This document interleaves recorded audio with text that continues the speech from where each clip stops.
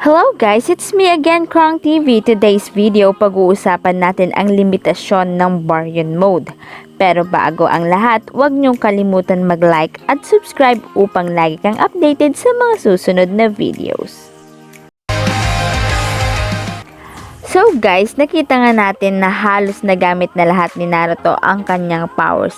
Nalaman din natin na ang Baryon Mode nga ay maaaring pumatay sa kanya. Sa latest chapter nga ng Boruto Naruto Next Generation, nalaman natin kung paano ginagamit at gumagana ang Baryon Mode. Apparently, ang Baryon Mode ay nagamit lamang kung ang chakra ni Naruto at Kurama ay nag-undergo ng nuclear fusion. Ang paggamit ni Naruto ng Baryon Mode ay nakakabawas ng kanyang lifespan at kasama rin ang buhay ni Kurama. Dahil sa nuclear fusion, ito ay capable para makaproduce ng absorbing energy ng Baryon Mode habang kinakain ito ang chakra ni Kurama at Naruto. At sa chapter ngang ito ay matatapos nang may natitirang buhay si Ishiki ng 30 minutes. Maaari na pagkatapos ng laban na ito ay susunod naman si Momoshiki na gamit ang katawan ni Boruto. So matapos ngang gawing punching bag ni Ishiki si Naruto at Sasuke nitong mga nakaraang chapter, kahit pa ibinigay nila ang kanilang halos buong lakas kahit pa si Naruto at Sasuke. Dito nga sa mga previous battle ay mistulang si Naruto at Sasuke ay walang kalaban-laban sa lakas na ipinakita ni Ishiki. Nagagawang lahat ito ni Naruto at Sasuke. Bukod sa pagprotekta sa Konoha ay nais din nilang protektahan si Kawaki laban kay Ishiki. Ang pagtatago nila kay Kawaki ay nagbibigay sa kanila ng chance upang manalo laban kay Ishiki. Alam naman natin na ang purpose ng paglalabanan nilang ito ay pagkuha ni Ishiki sa katawan ni Kawaki na kasalukuyang itinatago ng mga taga-Konoha. Maaaring ang paglitaw nga ni Kawaki ay wala na nga siyang tinataglay na karma seal ay magiging mahirap kay Ishiki kahit pa si Ishiki ay mayroong Byakugan. Dahil sa 1,000 people ng Konoha, mahihirapan siya sa paghahanap kay Kawaki. Pero ang pagkatalo ni Naruto at Sasuke sa unang laban at ang paghihirap ni Ishiki sa bago niyang vessel ay magiging baliktad. Dahil sa latest chapter na ipinalabas nitong mga nakaraang araw, ang dalawang sitwasyon na ito ay ikot with Sasuke and Naruto losing the battle. Kaya ngayon, si Naruto at Sasuke ay haharapin ang laban at makakaya nilang ma-manage na talunin si Ishiki. At ang pinaka-problema nga ngayon ni Ishiki ay ang napakahirap na paghahanap kay Kawaki. Ngunit, ang paghihirap na ito ni Ishiki ay mawawala dahil sa appearance ni Kawaki. Matapos nga nitong ma-detect ang kanyang presence gamit ang chakra ni Naruto kung saan ang kanang kamay nito ay Kawaki's prototype. Kahit pa gamit ni Naruto ang kanyang Baryon Mode. Dahil sa appearance ni Kawaki, si Naruto at maging ang Shinobi World ay malalagay pa rin sa pangalan. As we know, ang Baryon Mode nga ay iba sa technique na galing kay Kurama o maging ang Sage of Six Paths. Ayon nga kay Kurama, kung sakaling ang Sage of Six Paths ay mode na kukuha ng chakra at ito ay napakalawak, so si Naruto ay matatalo niya si Ishiki sa ganitong mode. At ang Kurama mode ay isang technique na ginagamit ang buong chakra ni Kurama. Sa Baryon Mode, ang dalawang concept na ito ay hindi nagagamit dahil ayon kay Kurama, ang Baryon Mode na ito ay nakadepende sa chakra capacity ni Naruto at Kurama at its basic ingredients. Kagaya nga ng sinabi ko, ang technique na ito ay ang pinagsamang chakra mula kay Naruto at Kurama na nakakagawa ng bagong type of chakra na mayroong pulang kulay at pinapalibutan ang katawan ni Naruto, pero dahil sa technique na ito ay sinusunog ang chakra ni Kurama at Naruto na mistulang fuel hanggang sa ito ay mawalan o maubusan ng chakra. Or meron silang option na ang isang user ay mawawalan o mauubusan ng chakra samantalang ang isa naman ay mananatiling buhay.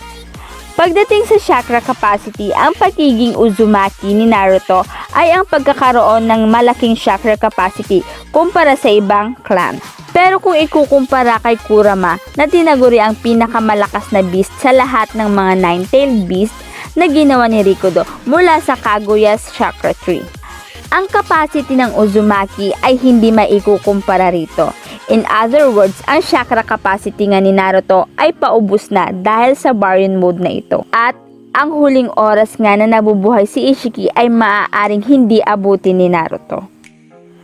Kung mapapansin, ang Baryon mode ay may pagkakatulad sa Hachimon Tonko na nagbubukas ng 8th gate or ang Gate of Life at nagsasacrifice ng buhay nito as its fuel.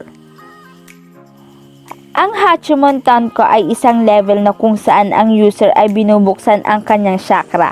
Sa kabuuan, mayroong 8 location kung saan ang Tenketsu or ang place kung saan ang chakra ay nabubuksan at by controlling the flow ng chakra at ang power nga nito ay distributed throughout the body. Ang lahat ng ninja ay mayroong limitasyon ng Tenketsu at chakra flow dahil ang Hachimon ay fino-force ang limit nito at ang impact nito ay agad-agad na nararamdaman ng user's body. Mula sa body pain hanggang sa kamatayan. Ito ay ginamit ni Guy noong kinalaban niya si Madara Uchiha. Dahil sa mga oras na yan ay nahihirapan silang talunin si Madara at dito nga ay napilitan si Guy na gamitin ang Hachimon hanggang sa 8th gate.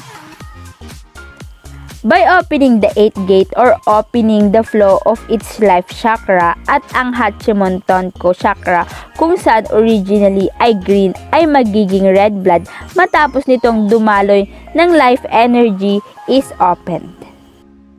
Sinasabing matapos nitong buksan at gamitin hanggang sa 8 gates, walang nabubuhay matapos nitong gamitin. Pero si Guy ang nag-iisang nakasurvive dito matapos nitong gamitin hanggang sa 8 gate. Kaya naman hindi malayong mangyari ito kay Naruto na nag-alay ng kanyang buhay nang gamitin niya ang Baryon mode. Ayon kay Kurama, kung sakaling mamatay ito matapos niyang gamitin ang Baryon mode, hindi niya ito papayagang mangyari. Merong bagay na magagawa si Kurama upang mailigtas si Naruto kahit pagamitin niya ang Baryon mode. Pipilitin ni Kurama na itigil ang paggamit ng Baryon mode. Si Kurama na siyang gumawa ng Baryon mode ay mayroong skill na gagamitin, kaya naman hindi imposibleng if he already knows kung paano niya mapapahinto ang Baryon mode bago pa man maubusan ng chakra energy si Naruto. Dahil kung sino man ang mauubos ang chakra ay 100% na mamamatay. Katulad na lamang ng nangyari kay Kakashi noong wasaki ni Pain ang Konoha. This time, nagamit lahat ni Kakashi ang energy ng kanyang chakra para labanan si Pain. Ang isa pang magagawa ni Kurama ay i-share ang kanyang chakra with Naruto. Kaya naman si Naruto ay magiging kauna-unahang nabuhay matapos niyang gamitin ang Baryon mode.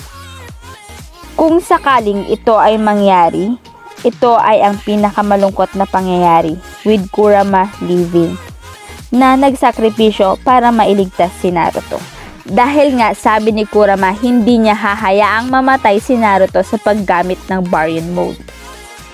Merong napaka-interesanteng pamimilian which is when Boruto switches places with Momoshiki or makakaya ni Boruto ang pagkontrol ng muling pagpapakita ni Momoshiki gamit ang kanyang katawan.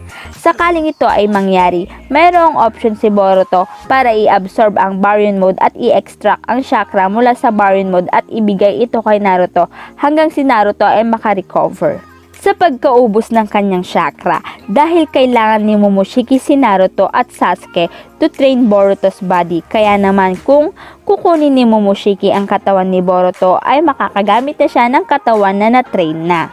Hindi kagaya ng katawan ni Jigen na ginamit agad ni Ishiki, kaya naman sandali lang niya ito nagamit dahil hindi kinaya ng katawan ni Jigen na gamitin ang great strength ng isang Otsutsuki. So may chance na atakihin ni Momoshiki si Ishiki before or after nitong kunin ang katawan ni Kawaki.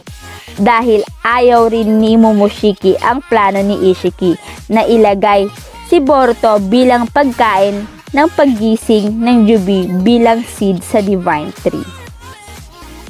So guys, ang teoryang ito ay nakabase sa maaaring mangyari sa chapter 53. Dito ay wala pa tayong kasiguraduhan kung si Naruto nga ba ay mabubuhay. So guys, hintayin na lang natin ang mga susunod na chapter ng Boruto, Naruto Next Generation. At dyan, nagtatapos ang video ito. Hope you like it!